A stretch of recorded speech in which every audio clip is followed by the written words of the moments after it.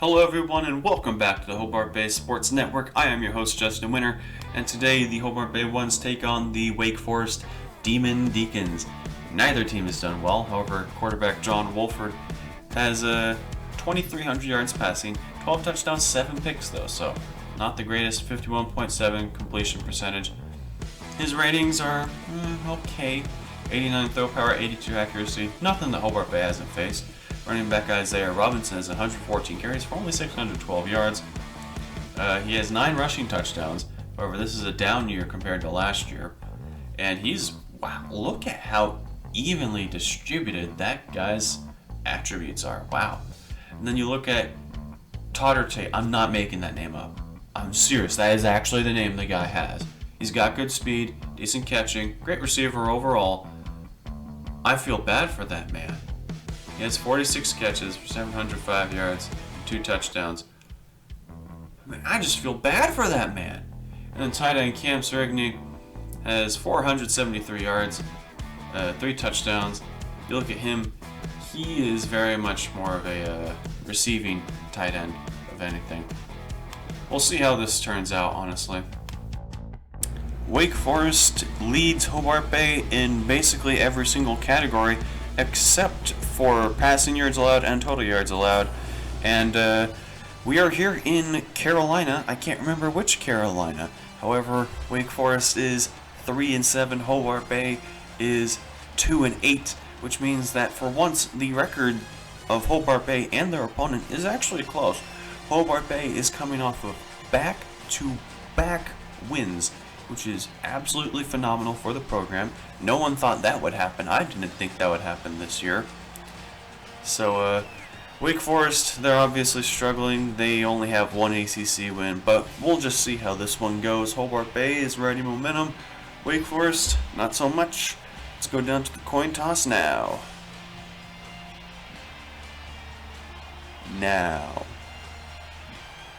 Okay.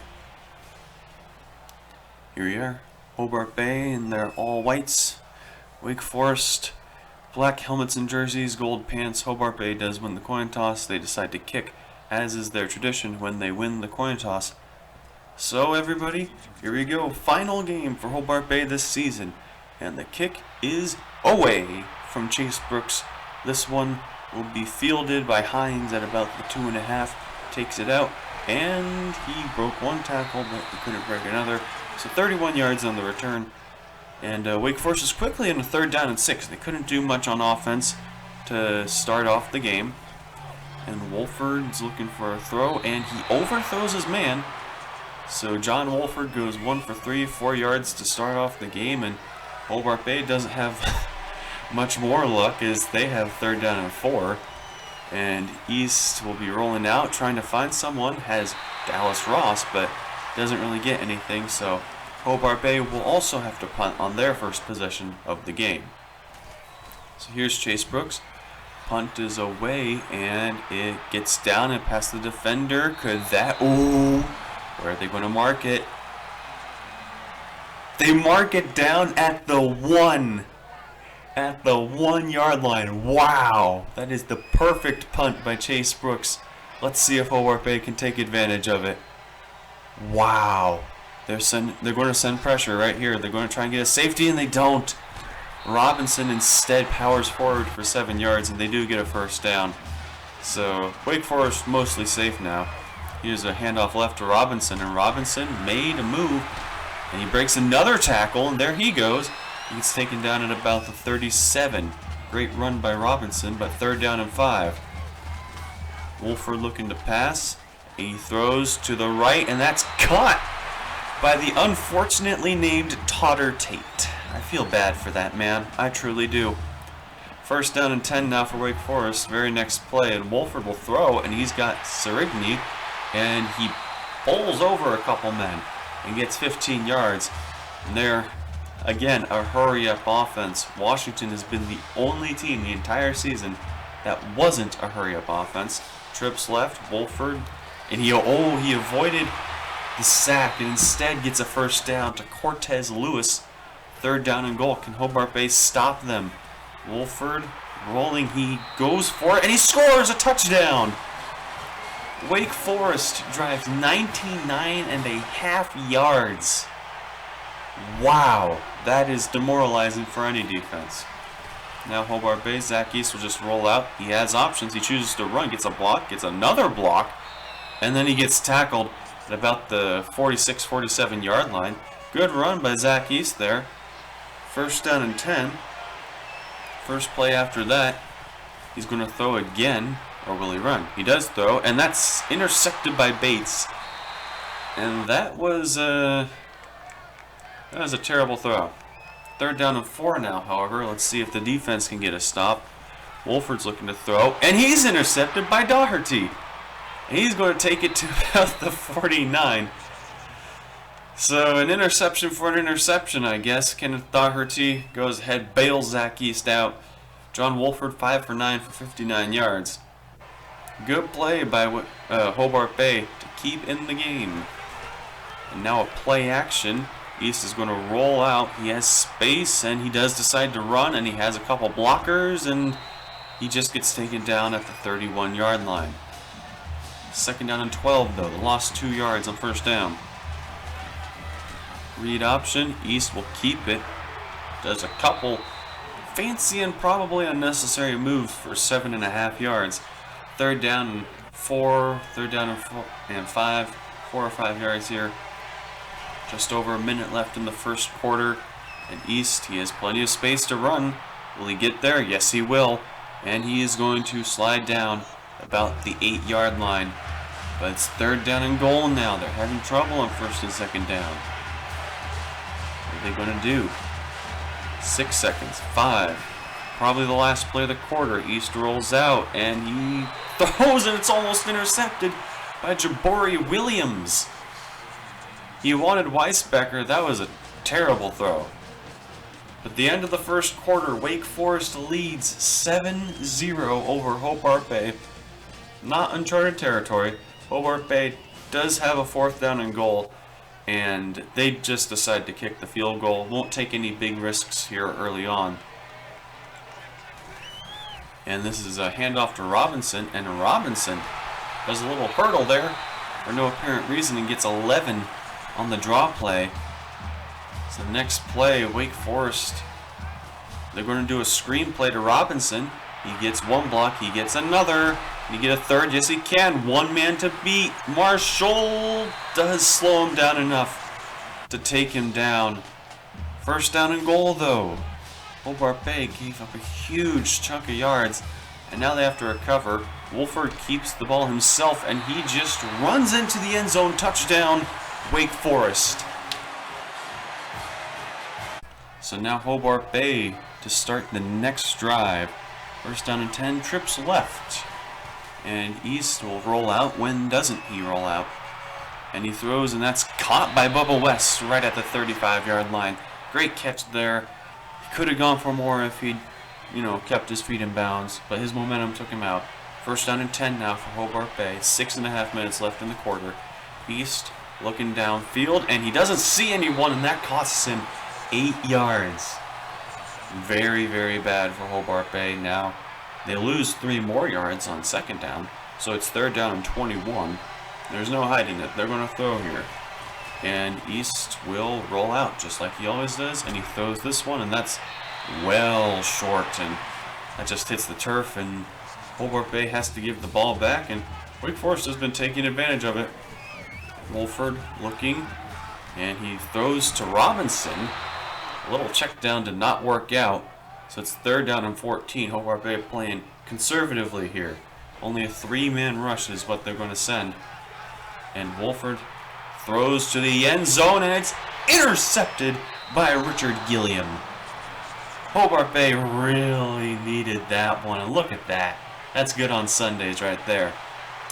So Hobart Bay gets at least another drive, and the handoff to Howell. He breaks off a man and then spins forward for 15 yards. Good run, and abnormally good run by the running back. And East will throw, and that's caught by Giosaria up the middle. First down, Hobart Bay, gain of 20. Now later, they did get another first down. And they're going to continue this pass attack. And East, he has all day. And he goes out of bounds after a gain of 18. But they've had their struggles, and it's third down again. And East will roll out again. Will he throw again? No, he runs and he scores! Hobart Bay draws within one score to end this first half, and 14-10 is your halftime score. Hobart Bay caught a break there at the end. They could have been down 21-3, possibly worse. They got the interception, then they drove down and they scored. This should be a fun game. Hobart Bay does get the ball to start off the second half. However, let's recap what we've seen so far in this halftime event of ours. And all in all, if you just looked at the records, this is about what you would expect. A 4-point game at halftime, home team's leading, and that's also the team that, has an extra win. However, Wake Forest has seemed a lot more dominant. Their offense has been brutal, hard to stop, and their defense has been mostly stonewall, but Hobart Bay's made plays when they've needed those plays, and that's sort of the gist of how the past 2 weeks have gone, actually. I mean, Hobart Bay is coming off of their best defensive performance, where they only allowed 17 points. They allow an average, by the way, of 43.5 points. That's the average amount of points they allow. However, interestingly, Hobart Bay has more rush yards than they do pass yards. They do a lot of pass plays, but Zach East just keeps on running the ball. He's already got, him and Howell combined already have 111 yards. Let's see how this one turns out. This is going to be a very, very interesting second half. It starts off with another third down. That is Hobart Bay's specialty is getting into third down situations. And Zach East's specialty is running, and he's going to run here for another first down. What isn't new? Third down, just scramble and you'll get it. As long as they don't have a spy, and that ties him. Ties him for most rushing yards in a game for any individual in Hobart Bay this season.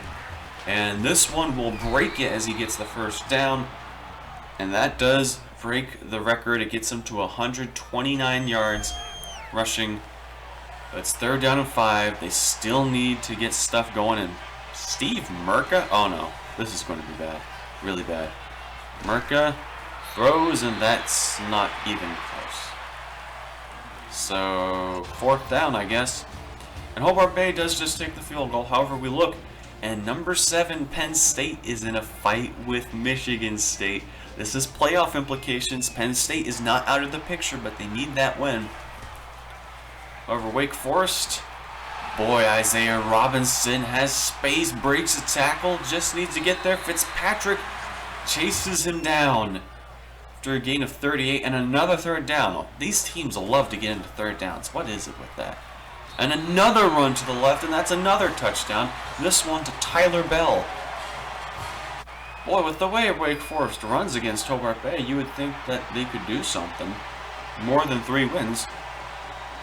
No, and Hobart Bay, another third down and 15.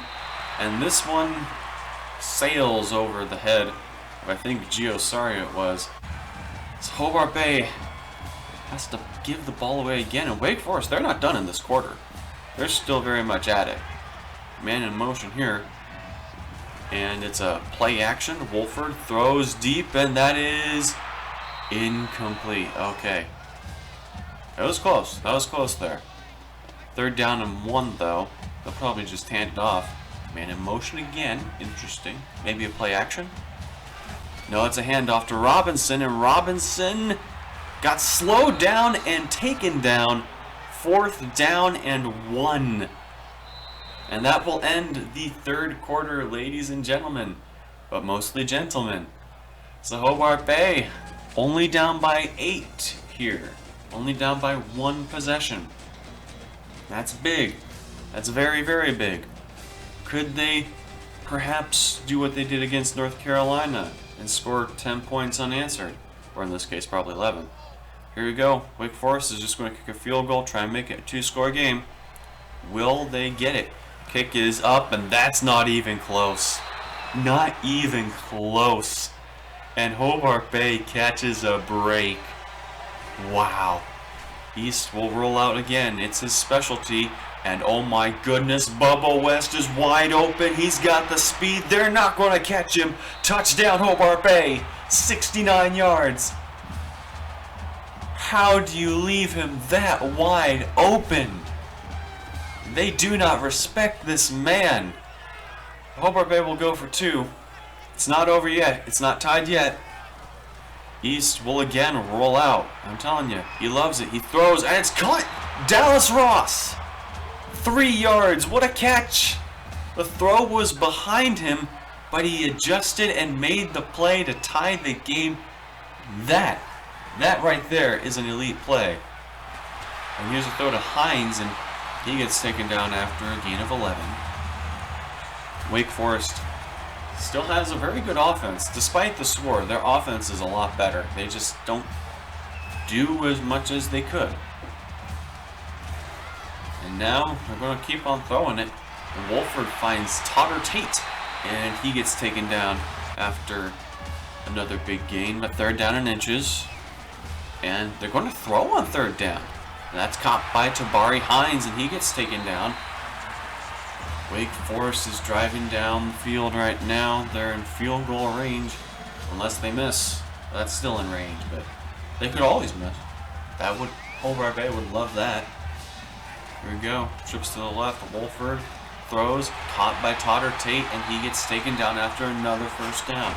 13 yards. Now it's 2nd down. There's a change. And Wolford will throw again, and that's caught. Touchdown for the unfortunately named Totter Tate. And Wake Forest takes the lead back. 28-21. Hobart Bay has heart. They can make this happen. Out of the ace formation.